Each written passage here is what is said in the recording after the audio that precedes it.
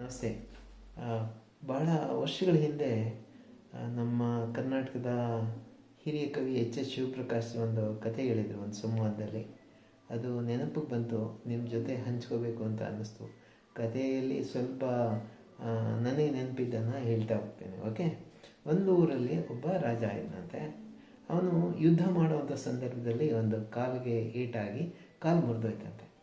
ರಾಜನ ಕಾಲು ಮುರಿತು, ಏನಾದರೂ ಮಾಡಿ ಸಹಾಯ ಮಾಡಬೇಕು ಅಂತ ಹೇಳಿ ಒಬ್ಬ ನೌಕರ ಊರುಗೋಲನ್ನು ತಯಾರು ಮಾಡಿಕೊಟ್ನ. ಅಂದರೆ ಕಂಕ್ಳಲ್ಲಿ ಇಟ್ಕೊಂಡು ನಿಧಾನಕ್ಕೆ ನಡೆಯುವಂಥ ಒಂದು ಊರುಗೋಲನ್ನು ಸಿದ್ಧ ಮಾಡಿಕೊಟ್ನಂತೆ.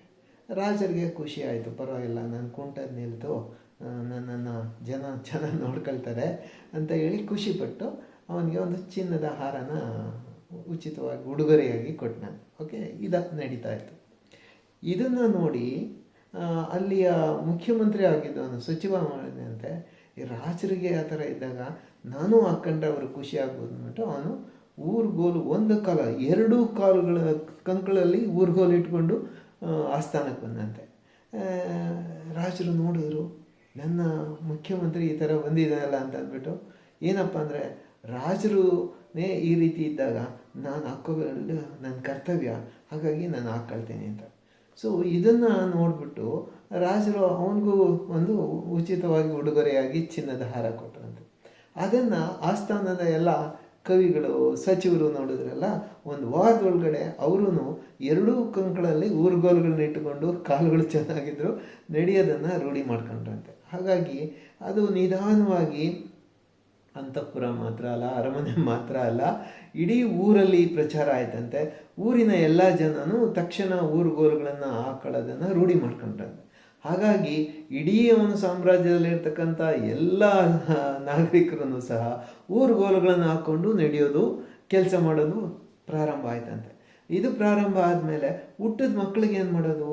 ಹಾಗಾಗಿ ಶಿಕ್ಷಣ ಸಚಿವರು ಏನು ಮಾಡಿದ್ರಂತೆ, ಶಾಲೆಗೆ ಬರ್ತಕ್ಕಂಥ ಎಲ್ಲ ಮಕ್ಕಳಿಗೂ ಊರುಗೋಲು ಹಾಕಲೇಬೇಕು, ಇಲ್ಲ ಅಂದರೆ ಅವ್ರು ಸರಿಯಾಗಿ ನಡೆಯೋದಿಲ್ಲ, ಇದು ರಾಜರಾಜ್ಞೆ ಅನ್ನೋ ರೀತಿ ಮಾಹಿತಿ ಕೊಟ್ರಂತೆ. ಸರಿ, ಸಾಕಲ್ಲ. ಅಷ್ಟಾದಮೇಲೆ ಎಲ್ಲ ಮಕ್ಕಳಿಗೂ ಊರುಗೋಲು ಹಾಕಕ್ಕೆ ಶುರುವಾದರು. ಊರುಗೋಲು ತಯಾರು ಮಾಡೋಂಥ ಕಾರ್ಮಿಕರು ಏನು ಮಾಡಿದ್ರು, ಅದೊಂದು ಉದ್ಯಮವನ್ನಾಗಿ ಪರಿವರ್ತನೆ ಮಾಡಿಕೊಂಡು ಚಿನ್ನದ್ದು ದುಡ್ಡಿರೋರಿಗೆ, ಬೆಳ್ಳಿದು, ಆಮೇಲೆ ಕಬ್ಬಿಣದ್ದು, ಹಿತ್ತಾಳೆದು, ತೇಗದ ಮರದ್ದು, ಶ್ರೀಗಂಧದ ಮರದ್ದು, ಅದಕ್ಕೆ ಅಂದವಾಗಿ ಚಿತ್ರಗಳನ್ನೆಲ್ಲ ಬಿಡಿಸಿ ಮಾರಾಟ ಮಾಡೋವಂಥ ಒಂದು ಪ್ರವೃತ್ತಿ ಶುರುವಾಯಿತು. ಹಾಗಾಗಿ ಇಡೀ ಒಂದು ಸಾಮ್ರಾಜ್ಯದಲ್ಲಿ ಊರುಗೋಲುಗಳ ವೈವಿಧ್ಯ, ಊರುಗೋಲುಗಳ ಚಿತ್ತಾರಗಳು, ಮತ್ತು ಅದನ್ನು ಹಾಕ್ಕೊಂಡ್ರೆ, ಇಂಥ ಒಂದು ಊರುಗೋಲನ್ನು ಹಾಕ್ಕೊಂಡ್ರೆ ತುಂಬ ಹಣ ಬರುತ್ತೆ, ಶ್ರೀಮಂತರಾಗ್ತಾರೆ, ಆಮೇಲೆ ಯಾವುದೂ ತೊಂದರೆ ಬರಲ್ಲ, ರೋಗಗಳು ಬರಲ್ಲ ಅಂತ ಹೇಳಿ ಕೆಲವರು ಬೇರೆ ಬೇರೆ ರೀತಿಯ ಊರುಗೋಲುಗಳನ್ನು ಮಾರಾಟ ಮಾಡೋಕ್ಕೆ ಶುರುವಾಯಿತು. ಹಾಗಾಗಿ ಇಡೀ ಆತನ ರಾಜ್ಯದಲ್ಲಿ ಎಲ್ಲರೂ ವಿವಿಧ ರೀತಿಯ ಊರುಗೋಲುಗಳನ್ನು, ವಿವಿಧ ರೀತಿಯ ನಂಬಿಕೆಗಳನ್ನು ನಂಬಿಕೊಂಡು ಹಾಕ್ಕೊಳ್ಳೋದು ರೂಢಿ ಆಯ್ತಂತೆ. ಒಂದು ಸಾರಿ ಅವನ ಆಸ್ಥಾನದಲ್ಲಿ ಅವನ ಅರಮನೆಯಲ್ಲಿದ್ದಂಥ ಸಣ್ಣ ಮಕ್ಕಳ ಒಂದು ಗುಂಪಿರುತ್ತಲ್ಲ, ಅವನ ಮಕ್ಕಳನ್ನೂ ಸೇರಿ ಆಟ ಆಡೋ ಒಂದು ಗುಂಪಿತ್ತಲ್ಲ, ಆ ಗುಂಪು ಇವನ ಆಸ್ಥಾನದಲ್ಲಿ ಬಂತಂತೆ. ಸೊ ಎಲ್ಲರೂ ಕುತೂಹಲದಿಂದ ನೋಡ್ತಾ ಇದ್ರು. ಆ ಮಕ್ಕಳು ಎಲ್ಲ ಬೇಗವಾಗಿ ಬರುವಾಗ ಅಲ್ಲಿ ಒಬ್ಬ ಪುಟ್ಟ ಮಗುವಿನ ಎರಡು ಊರುಗೋಲುಗಳು ಏನಿತ್ತು ಅದು ಜಾರ್ಬಿಟ್ಟು ಒಂದು ಬಿದ್ದೋಯ್ತಂತೆ. ಬಿದ್ದಾಗ ಮಗು ನಿಲ್ಲೋ ಅಂಥದ್ದು ಕೆಳಗಡೆ ಬೀಳಲಿಲ್ಲ. ಅದಕ್ಕೆ ಎಲ್ಲೆಲ್ಲಿದ್ದು ಕುತೂಹಲ, ಊರುಗೋಲು ಬಿದ್ದರೂ ನಾನು ನಿಂತೇ ಇದ್ದೀನಿ, ಇದನ್ನು ಹಾಕ್ಕೊಂಡ್ರೆ ನಡೆಯೋಕ್ಕಾಗೋದು ಅನ್ನೋ ಒಂದು ನಂಬಿಕೆ ನಮ್ಮ ಶಿಕ್ಷಕರು ಹೇಳಿದ್ರು, ಊರಲ್ಲಿ ಹೇಳ್ತಾಯಿದ್ರು, ತಂದೆ ತಾಯಿ ಹೇಳ್ತಾಯಿದ್ರು, ನಾನು ನಂಬಿಟ್ಟಿದೆ ಅಂತ ಅಂದ್ಬಿಟ್ಟು ಇನ್ನೊಂದು ಊರುಗೋಲನ್ನು ಎಸೆತಂತೆ.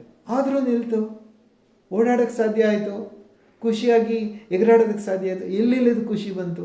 ಈ ಮಗುವನ್ನು ನೋಡಿ ಆ ಎಲ್ಲ ಮಕ್ಕಳು ತನ್ನ ಊರುಗೋಲುಗಳನ್ನು ಎಸೆಯೋದಕ್ಕೆ ಶುರು ಮಾಡಿದ್ರಂತೆ.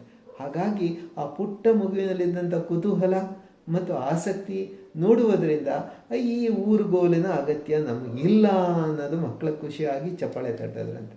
ಈ ಕಥೆಯನ್ನು ಹೇಳಿದ್ರು. ಈ ಕತೆ ನನಗೆ ಯಾಕೋ ಈಗ ಕಳೆದ 4-5 ತಿಂಗಳಿಂದ ತುಂಬ ಕಾಡ್ತಾ ಇದೆ.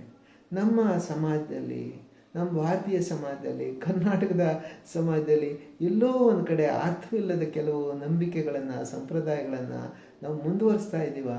ಸ್ವಲ್ಪ ಮಕ್ಕಳ ರೀತಿ ಪ್ರಶ್ನಿಸ್ತಕ್ಕಂಥ, ನೋಡ್ತಕ್ಕಂಥ, ಪ್ರಯೋಗ ಮಾಡ್ತಕ್ಕಂಥ ಒಂದು ಸ್ವಭಾವ ಬೇಕು ಅಂತ ಅನ್ನಿಸ್ತು.